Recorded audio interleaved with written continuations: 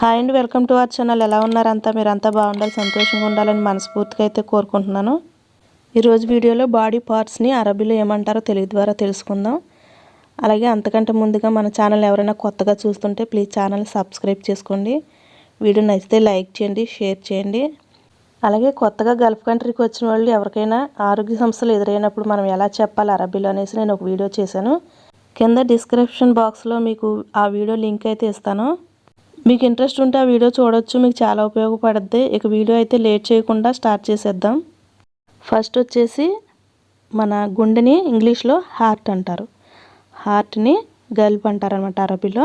నేను ఇక్కడ ఇంగ్లీష్లో కూడా చెప్తున్నానండి. ఒకవేళ మన తెలుగు వాళ్ళే కాకుండా వేరే లాంగ్వేజెస్ వాళ్ళు కూడా ఉంటారు కదా, అంటే తమిళ వాళ్ళు అలాంటి వాళ్ళు ఎవరన్నా వీడియో చూస్తే వాళ్ళకి అర్థం కావాలనేసి ఇక్కడ ఇంగ్లీష్లో కూడా చెప్తున్నానండి. హార్ట్ని గల్బ్ అంటారనమాట అరబీలో. గల్బ్ అంటే హార్ట్ అని.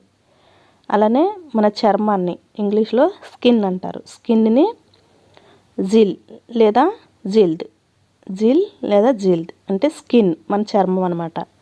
అలానే మెదడు బ్రెయిన్, బ్రెయిన్ని అరబీలో ముఖ్ లేక మోక్, ముఖ్ లేక మోక్ అంటే బ్రెయిన్, మన మెదడుని అనమాట. అలానే మన ఎముకల్ని ఇంగ్లీష్లో బోన్స్, బోన్స్ని అరబీలో ఆదం, ఆదం అంటే ఎముకలని.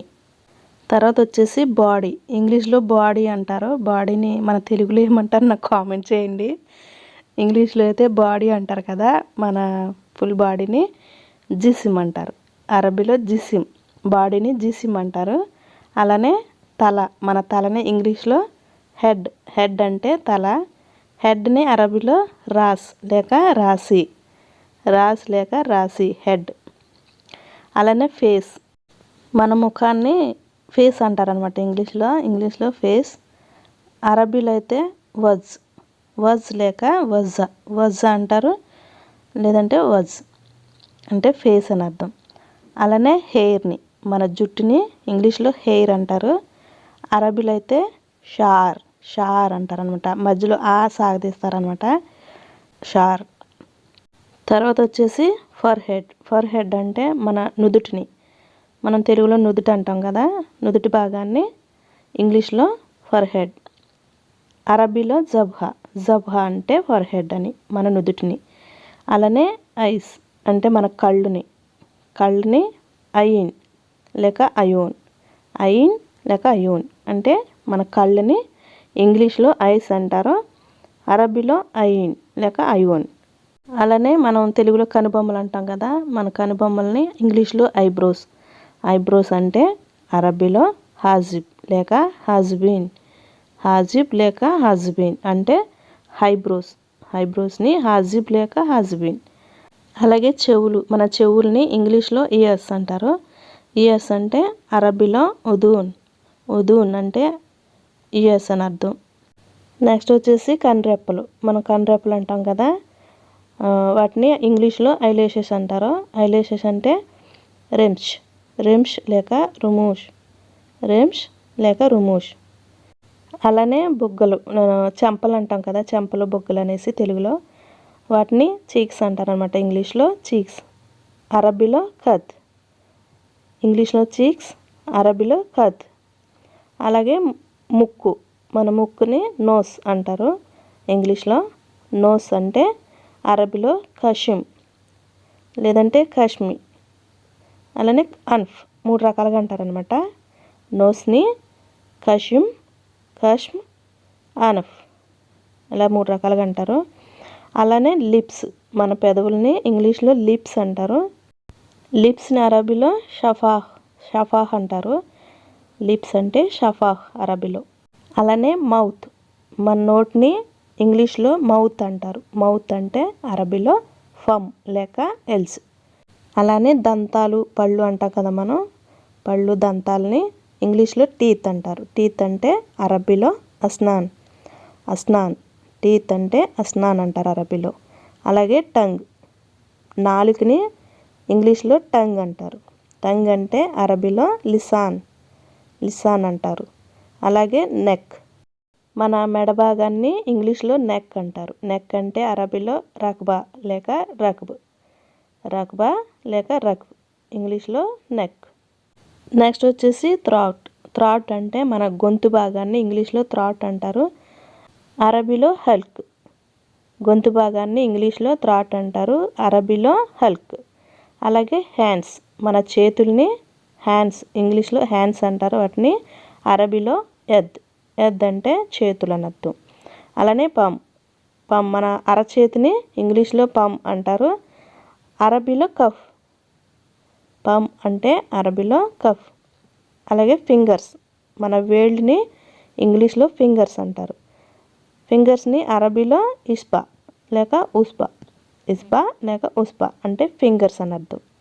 అలానే నైల్స్, మన గోల్డ్ని ఇంగ్లీష్లో నైల్స్ అంటారు, అరబీలో అదఫీర్. అదఫీర్ అంటే నైల్స్ అని.